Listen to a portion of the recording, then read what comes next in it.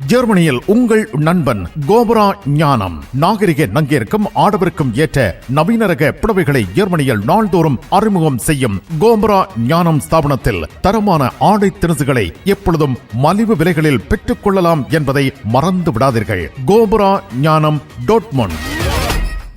தமிழ் காட்சி ஊடகத்திற்கு நீங்கள் வழங்கி வருகின்ற ஆதரவுக்கு எமது நன்றியை தெரிவித்துக் கொள்கின்றோம்.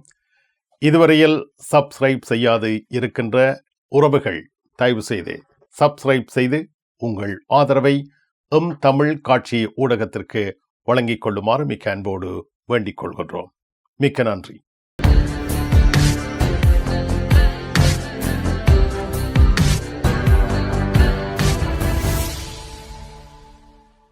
ஜெர்மனி செய்திகள்.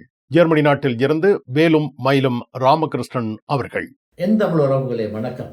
ஜெர்மனி CDU கட்சியின் மாநாடு நடைபெற்றுள்ளது. ஃபிரெட்ரிக் மெர்ஸ் மீண்டும் தலைவராக தேர்ந்தெடுக்கப்பட்டுள்ளார். ஜெர்மனியின் ஆளும் கூட்டு கட்சியும் பிரதான கட்சியான CDU கட்சியுடைய வருடாந்த மாநாடானது சென்ற வாரம் நடைபெற்றிருந்தது. இந்த கூட்டத்தின் பொழுது ஜெர்மனியின் தற்போதைய அதிபர் ஃபிரெட்ரிக் மேர்ஸ் அவர்கள் 75 நிமிடம் உரையாடியதாகவும் வெளிநாட்டு அரசியல் கொள்கை மற்றும் தற்போதைய உள்நாட்டு நிலை பற்றியும் அவர் உரையாடியதாக தெரிய வந்திருக்கின்றது. பின்னர் இவர் இந்த கட்சியினுடைய தலைமை பதவிக்கு போட்டியிட்டதாகவும் இந்த கட்சியினுடைய தலைமை பதவியில் போட்டியிட்ட ஃபிரெட்ரிக் மேர்ஸ் அவருக்கு 91.17% கட்சி உறுப்பினர்கள் தமது வாக்கை அளித்து இவரை கட்சியின் தலைவராக மீண்டும் தேர்வு செய்ததாக தெரிய வந்திருக்கின்றது. இதன் பிற்பாடு இந்த கட்சியானது பல பிரேரணைகளை நிறைவேற்றியதாக தெரிய வந்திருக்கின்றது. குறிப்பாக சமூக வலைத்தள பயன்பாட்டில் 14 வயதுக்கு உட்பட்டவர்களுக்கு சமூக வலைத்தள பயன்பாட்டை தடை செய்ய வேண்டும் என்றும் 14 வயதுக்கும் 16 வயதுக்கும் இடைப்பட்டவர்களுக்கு சமூக வலைத்தள பயன்பாடானது மட்டுப்படுத்தப்பட்ட அடிப்படையில் பயன்படுத்துவதற்கு அனுமதி அளிப்பது சம்பந்தமாகவும் இந்த பிரேரணை நிறைவேற்றத்தில் தெரிவிக்கப்பட்டிருக்கின்றது. மேலும் இஸ்லாமிய பெண்கள் முழுதாக முகத்தை மூடி முக்காடு அணிவதை ஜெர்மன் நாட்டில் தடை செய்ய வேண்டும் என்றும் இந்த பிரேரணை கூறுவதாக தெரிவிக்கப்பட்டிருக்கின்றது. குடியேற்ற விடயத்தில் ஜெர்மனியில் இதுவரை காலங்களும் புதிதாக ஒருவர் ஜெர்மன் பிரஜா உரிமையை பெற்றுக் கொள்வதாக இருந்தால் 5 வருடம் சட்ட ரீதியாக வாழ்ந்து பல நிபந்தனைகளை நிறைவேற்றும் பொழுது இவர் இந்த நாட்டினுடைய பிரஜா உரிமையை பெற்றுக்கொள்ள முடியும். இதே வேளையில் CDU கட்சி நிறைவேற்றிய புதிய பிரேரணை அடிப்படையில் ஒருவர் ஜெர்மன் நாட்டில் 8 வருடம் இருந்தால் மட்டுமே சில நிபந்தனைகளை நிறைவேற்றும் பட்சத்தில் இவர் இந்த நாட்டினுடைய பிரஜா உரிமையை பெற்றுக்கொள்ள முடியும் என்றும் இந்த பிரேரணையில் தெரிவிக்கப்பட்டுள்ளதாக தெரிவிக்கப்பட்டிருக்கின்றது. அதாவது இந்த பிரேரணையானது சட்டம் அல்ல என்பதும் குறிப்பிடத்தக்கதாகும். அதாவது CDU கட்சியினுடைய வருடாந்த மாநாட்டின் பொழுது கட்சி உறுப்பினர்களால் நிறைவேற்றப்பட்ட விடயமே இந்த பிரேரணையாகும். இது இவ்வாறு இருக்க எல்டன் சொல்லப்படுகின்ற ஒரு குடும்பத்திற்கு புதிதாக குழந்தைகள் பிறந்து அந்த குடும்பத்தில் ஆணோ அன்றே பெண்ணோ வேலைக்கு செல்லாது விட்டால் அரசாங்கமானது இந்த குழந்தை பராமரிக்கின்ற விடயத்திற்காக இந்த எல்டன் சொல்லப்படுகின்ற பணத்தை வழங்குகின்றது. எதிர்வரும் காலங்களில் இந்த எல்டன் சொல்லப்படுகின்ற இந்த பணத்தை உயர்வு ஏற்படுத்த வேண்டும் என்றும் இந்த பிரேரணையில் நிறைவேற்றங்கள் செய்யப்பட்டுள்ளதாக தெரிவிக்கப்பட்டிருக்கின்றது. இது இவ்வாறு இருக்க மேலும் ஜெர்மன் நாட்டில் ஆண்கள் பெண்களுக்கு சமத்துவமானவர்கள் என்றும் இந்த நாட்டில் சமய விடயமும் அது ஒரு சுதந்திரமான விடயம் என்றும் மேலும் இஸ்ரேலானது ஜெர்மன் நாட்டில் வெளிநாட்டவர்களால் அங்கீகரிக்கப்பட்ட விடயமாக ஏற்றுக்கொள்ளப்பட வேண்டும் என்றும் இந்த பிரேரணையில் நிறைவேற்றங்கள் செய்யப்பட்டுள்ளதாக தெரிவிக்கப்பட்டுள்ளது. ஜெர்மனி நாட்டில் பெண்ணொருவர் அவரது கணவரால் கொலை செய்யப்பட்டுள்ளார்.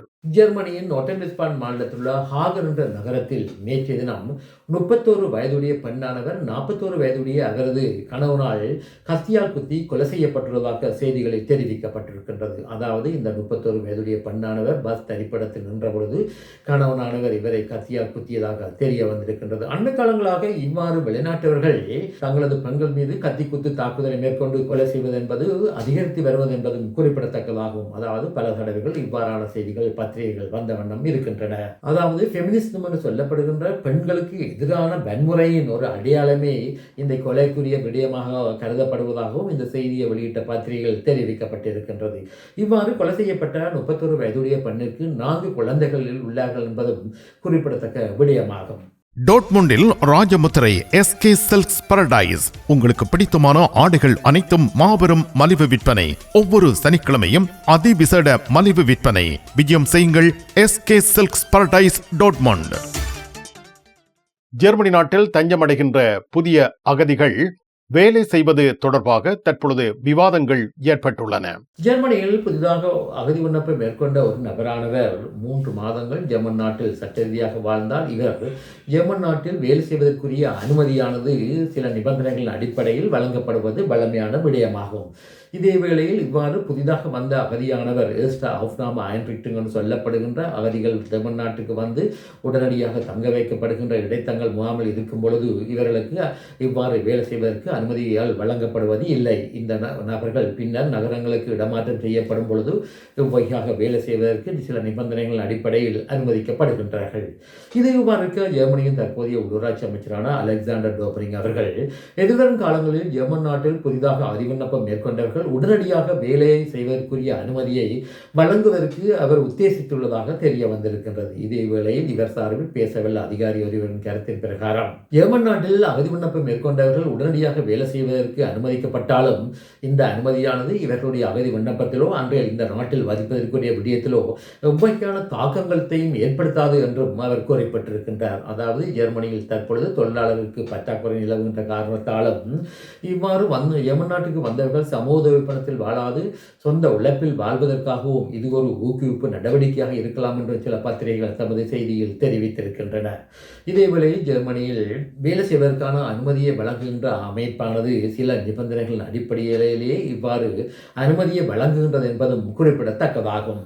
இனி உலக செய்திகள். அமெரிக்காவானது வளைகுடா பிரதேசத்தில் அதாவது ஈரான் மீது தாக்குதலை மேற்கொள்ளக்கூடிய சகல தயாரிப்புகளை மேற்கொண்டிருக்கின்ற நிலையில் மேலதிக அமெரிக்க துருப்புகள் வளைகுடாவை வந்து சேர்ந்துள்ளதாக தெரிவிக்கப்பட்டிருக்கின்றது. அதாவது கத்தாரில் உள்ள அமெரிக்காவின் விமான படைத்தளம் மற்றும் ஜோர்டானில் கூட 60 போர் விமானங்கள் தற்பொழுது தரித்து வைக்கப்பட்டுள்ளதாக தெரிவிக்கப்பட்டிருக்கின்றது. எது எவ்வாறாக இருந்தாலும் ஈரானானது தமது ஆட்சி மாற்றத்தை தவிர்ப்பதற்காக அமெரிக்காவுடன் சமரசம் ஒன்றை மேற்கொள்வதற்கு முயற்சி செய்து வருவதாக தெரிவிக்கப்பட்டிருக்கின்றது. அதாவது ஈரான் நாட்டினுடைய எரிபொருள் அமைச்சருடைய கருத்தின் பிரகாரம் அமெரிக்காவுக்கு எரிபொருட்களை வழங்குவதற்கு ஈரானானது தமது ஆதரவை வழங்க உள்ளதாகவும் தெரிவிக்கப்பட்டிருக்கின்றது. அதாவது தமது ஆட்சி மாற்றத்தை தடுப்பதற்கான இவ்வகையான சில நடவடிக்கைகளில் ஈரான் ஈடுபட்டு வருவதாக தெரிவிக்கப்பட்டிருக்கின்றது. இதே வேளையில் அமெரிக்கா மற்றும் இஸ்ரேலினுடைய வேண்டுதல் என்னவென்றால் ஈரானானது அணு ஆயுத தயாரிப்பில் ஈடுபடக்கூடாது என்றும் மீண்டும் நீண்ட தூரம் சென்று தாக்குகின்ற ஏவுகணைகள் தயாரிப்பை ஈரானானது முற்றும் முழுதாக இடைநிறுத்த வேண்டும் என்பதும் வேண்டுதலாக உள்ளது. அமெரிக்க அதிபர் டொனால்ட் ட்ரம்ப் அவர்களின் கருத்தின் பிரகாரம் அமெரிக்காவானது 10 நாட்களுக்குள் ஈரான் மீது தாக்குதலை மேற்கொள்ளக்கூடிய அபாயம் உள்ளதாக தெரிவிக்கப்பட்டிருக்கின்றது. இது இவ்வாறு இருக்க அமெரிக்க அதிபர் டொனால்ட் ட்ரம்ப் அவர்கள் இந்து சமுத்திர பிராந்தியத்தில் உள்ள டேகோகேசியா சொல்லப்படுகின்ற தீவை பிரித்தானியாவானது மொரிசியருக்கு ஒப்படைத்த விடயத்தில் இது பிரித்தானியாவின் மட்டமைத்தனம் என்று குற்றம் சாட்டியிருக்கின்றார். அதாவது டேகோகாசியாவில் அமெரிக்காவின் படைத்தளம் உள்ளதென்பதும் குறிப்பிடத்தக்கதாகும்.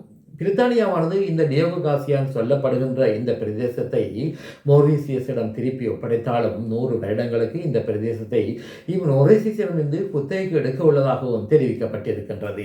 மிக்க நன்றி வேலும் மயிலும் ராமகிருஷ்ணன் அவர்களே. மீண்டும் சந்திப்போம். வணக்கம். அதெல்லாம் இருக்கட்டுமாப்பா, வீட்டு டிடி பாக்ஸ் இருக்கோ என்ன இல்லையோ? எனக்கு விசாக்கு முதல் டிடி பாக்ஸ் இருக்கும் இல்ல? சரி, ஓகே, பாய். நைட் எடுக்கிறேன் என்ன? சரியா இங்க என்னடா வாங்கி விற்கிறாராம். என்ன இப்போ உலகம் டிடி பாக்ஸ் எல்லாம் இருந்திருக்கு? இல்லை, அவர் என்னன்னு சொன்னா ஃபுட் சிட்டி வச்சுக்கிறாரு தானே. இப்போ கொஞ்சம் பிஸியா இருப்பார். அவர் வீட்டை டிவியும் பாக்குறீங்கள. அப்ப இப்ப நான் போறேன் தானே, இப்ப வாங்கி விற்பேன். மறந்துடாதீங்க, நீங்களும் வீட்டுல டிடி பாக்ஸ் வாங்கி வைங்க. தமிழ் தொலைக்காட்சிகளின் நிகழ்ச்சிகளை தங்கள் இல்லங்களுக்கு எடுத்து வருவதில் முன்னணி வகிப்பது டிடி பாக்ஸ். நீங்கள் விரும்பும் தொலைக்காட்சி நிகழ்ச்சிகளை இலகுவாக பார்த்து மகிழ டிடி பாக்ஸ். விவரங்களுக்கு 0049 1630 00 78 00.